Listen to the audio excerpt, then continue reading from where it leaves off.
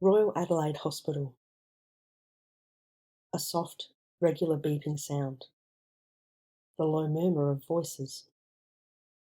Ambra's eyes flickered and opened. Everything white. A sterile smell. Blurred shapes began to coalesce into forms. Her mother. Her father. "Ambra!" she heard her mother exclaim.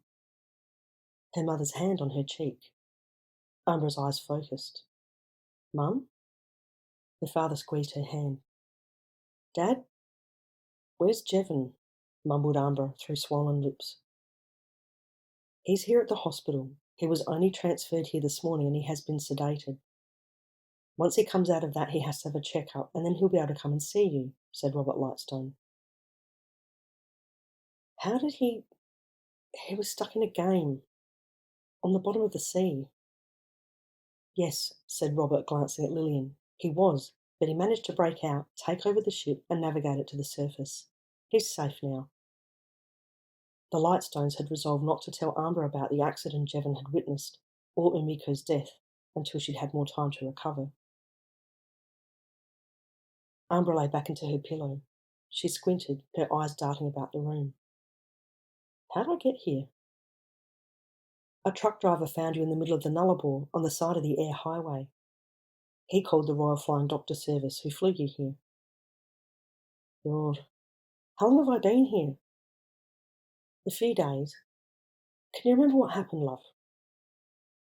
"Big explosion. Blue lightning," murmured Ambra. "Mm-hmm," nodded her father knowingly.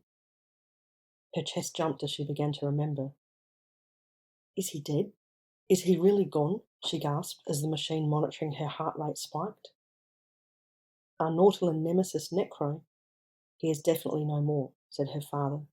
"The police traced your landing spot back from the highway. There was evidence of a catastrophic lightning strike. Those stones are superconductors, and we know what can happen if you are carrying one of them anywhere near an electrical storm." Ambra's head echoed with the shrieking and visions of the otherworldly blue bolt that had obliterated the Saturnian diamond. She was unable to articulate it right then, but resolved to talk to her father later about how it was no ordinary electrical storm.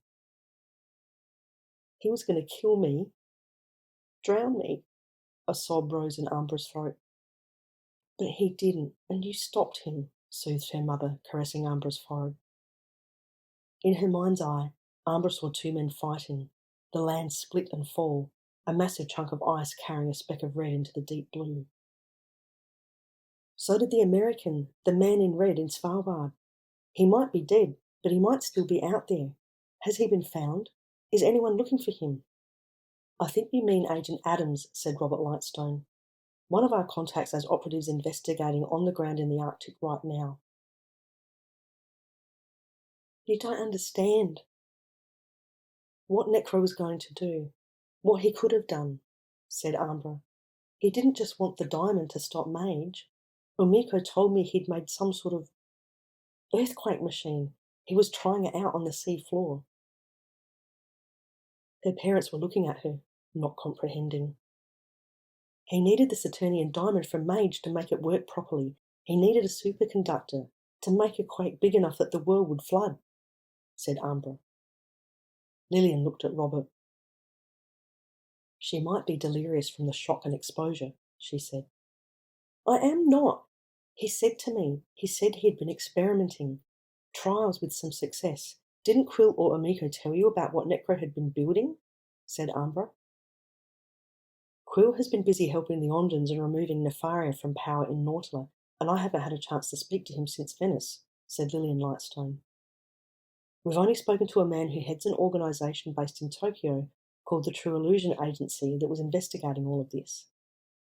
He didn't say anything about an earthquake machine, only that Jevon had been affected by something he'd experienced on Abzu's ship, and that Necro was after the diamond." "It's more than that. The Japanese tsunami, that was Necro and his machine. He calls it Nadir. It's all still down there on the ocean floor. Amiko and Quill went to look for it. Did they find it? Someone has to get rid of it. Please, make it go away. Necro told you that he created the 2011 quake and tsunami? Asked Robert. That one, and also, Ambra swallowed, also the Boxing Day tsunami, she rasped. Her parents' eyes widened. Oh, Ambra, said her mother, are you sure you didn't imagine this? You must have been in a state of terror. No, no, he was threatening to drown me and the world, and he boasted, he bragged about the disasters he caused. All those people. Tears slid down Ambra's face. I saw him in the ocean, in Thailand. I never told you about this boy I saw in the water just before the... It was a long way out. I thought he was in trouble and waved to him. He saw me, but he was watching the shore, waiting, laughing. He knew what was about to happen, and he knew me. It was him. If he was telling the truth, then we need to alert military and intelligence agencies to this immediately, said her father. They would have the capacity to investigate and dismantle this contraption. The important thing is he's gone. The Saturnian diamond he stole is destroyed, and no use can be made of his device. Oh, Dad, what about MAGE? I'm so sorry. All your hard work. The diamond can't be used for Nadir, but now there's no energy source for MAGE. And Necro's misinformation is still out there, cried Ambra. Robert Lightstone stared at his daughter. Sorry? You saved us all and you're sorry? Ambra gave her father a crooked smile, which faded as quickly as it had appeared. Anyway, Necro might have taken the diamond with him back to Saturn, but there's one thing he didn't know. What do you mean? Asked Ambra. A few days ago, we learned that the same space mission that went to Saturn brought back more than one diamond, said Lillian. Ambra's mouth fell open. Mabul, the head of Ondan Intelligence in Atlantum, had one safely stored. Not even Queen Crescents knew it was there, continued Lillian. Mabul acquired it from Kaito's rogue agent, who sold most of the diamonds after Kaito sent him on a mission to remove them from NASA. The other night, your mother and I were summoned to an audience with two young Sotomaran royals, the Princesses Lumina and Nemea, who presented us with the diamond, said Robert. We can continue to develop MAGE.